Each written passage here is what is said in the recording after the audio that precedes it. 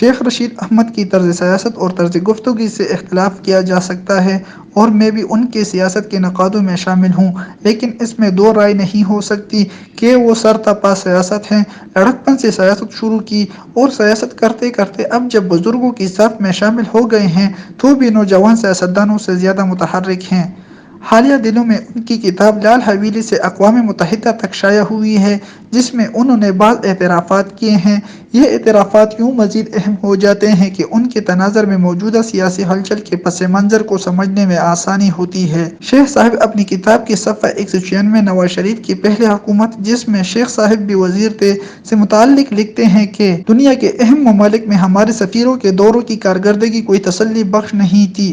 شاید یہی وجہ تھی کہ ایران میں رفسنجانی سے جنرل اسلم بیگ کی معاملہ بندی سے نواز شریف بے خبر تھے۔ آگے جا کر شیخ رشید احمد صفحہ 199 پر میاں نواز شریف کی طرز حکمرانی کے بارے میں لکھتے ہیں کہ میں نے نواز شریف کے اندر سڑکوں، ریلوے لائنوں، ایئرپورٹوں، صحت افزا مقامات کے قیام، سیاحت میں اضافے اور اسپتالوں کی بہتری کے لیے تڑپ دیکھی ہے۔ سیلاب کے دوران بھی متاثرین میں امداد کی تقسیم پر سرتاج عزیز کو شدید اعتراضات تھے، لیکن نواز شریف نے سختی سے گاؤں گاؤں اور قریہ قریہ امدادی رقم پہنچائی۔ نواز شریف سیلاب سے ٹوٹے ہوئے مکانوں کی اینٹوں میں گارا لگاتے یا کسی عورت کے ساتھ زیادتی ہونے پر اس کے گاؤں میں ہیلی کاپٹر اتارتے اور سیلاب کے دوران جان ہتھیلی پر رکھ کر جہاں ہیلی کاپٹر نہیں اترتا تھا وہاں پہنچتے۔ تین چیزیں نواز شریف کے پاکستان کی ترقی کی راہ میں بڑی رکاوٹ تھیں۔ اسحاق خان کے ارادوں کو وہ بہت پہلے بھانپ چکے تھے۔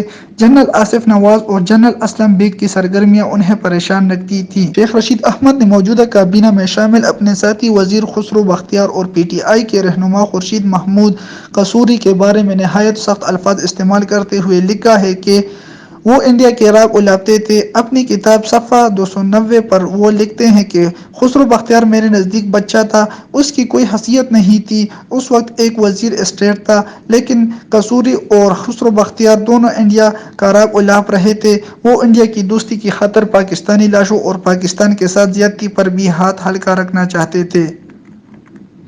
شیخ رشید نے اپنی کتاب میں یہ بھی لکھا ہے کہ 2014 کے دھرنوں کی پلاننگ لندن میں ہوئی تھی، لیکن عمران خان اور طاہر القادری تردید کرتے رہے۔ صفحہ 320 پر شیخ صاحب لکھتے ہیں کہ عمران خان اور طاہر القادری دونوں انقلاب اور آزادی کی جدوجہد کے لیے کوشاں تھے، اور ایک ایسی ملاقات ان کے درمیان لندن میں ہوئی جس کی ان دونوں لوگوں نے تردید کی۔ شیخ صاحب نے اپنی کتاب میں ایک اہم ترین انکشاف یا اعتراف یہ کیا ہے کہ قومی اسمبلی اور پی ٹی وی پر چڑھائی کا فیصلہ سب نے، عمران خان، طاہر القادری اور شیخ رشید مل کر کیا۔ صفحہ 323 اور 324 پر دھرنوں کے بارے میں شیخ صاحب لکھتے ہیں کہ جب ہم نے فیصلہ کیا کہ شام کو ہم نے قومی اسمبلی اور پی ٹی وی کی طرف چڑھائی کرنی ہے اور طاہر القادری اور عمران خان کا ایک متفقہ پڑاؤ ختم ہو گیا، ہم جب روانہ ہوئے تو پولیس نے بہت ہی خوفناک قسم کا حملہ کیا اور بہت شدید لاٹھی چارج کیا، گولیاں چلی اور پھر اس میں کچھ لوگ شہید ہوئے، لیکن رستہ نہ روکا جا سکا۔ جب ہم قومی اسمبلی اور پی ٹی وی کے دفتر کی طرف جا رہے تھے تو اس وقت جاوید ہاشمی نے عمران خان کو روکنے کی کوشش کی اور بہت سمجھایا، لیکن عمران خان بضد تھے کہ انہوں نے جانا ہے۔ اس پر جاوید ہاشمی خفا ہو کر کنٹینر سے اتر گئے۔ میرا خیال ہے کہ وہ اس کے بعد کنٹینر پر نہیں آئے۔ جب عمران خان سول نافرمانی کی بات کرتے تھے تو میں نے ان سے گزارش کی کہ آپ کم از کم سول نافرمانی کی بات نہ کریں، اگر کل ہماری حکومت آتی ہے تو لوگ ہمیں طعنے دیں گے، اور خاص طور پر آپ جملے میں ایسے الفاظ استعمال کر جاتے ہیں جس کی کل آپ کو قیمت چکانا پڑے گی۔ جب انہوں نے پوچھا کہ کون سا جملہ میں نے کہا ہے تو میں نے کہا کہ آپ نے انگلی کا اشارہ کیا ہے، اس پر وہ ہنس پڑے۔ میں نے اندازہ لگایا کہ عمران خان کو اس سے کوئی فکر نہیں کہ انہیں کوئی کیا مشورہ دیتا ہے یا لوگ کیا کہتے ہیں۔ وہ عمران خان اس بات کے لیے ذہنی طور پر تیار تھے کہ نواز شریف کی حکومت کو ہر صورت ختم کیا جائے، ان کی اسمبلی کے استعفے ہوں تو وہ مہم چلائیں۔ سابق فوجیوں کی تنظیم نے بھی نئے انتخابات کا مطالبہ کر دیا۔ بالآخر الطاف حسین نے بھی نئی اسمبلی کے بنانے کا فیصلہ کیا۔ اس عرصے میں اگست کے آخری دنوں میں راحیل شریف اور طاہر القادری کی بڑی تفصیلی ملاقات ہوئی اور وہ فوٹو چھپی جس میں جہانگیر ترین گاڑی چلا رہے تھے اور عمران خان فرنٹ سیٹ پر بیٹھے ہوئے تھے۔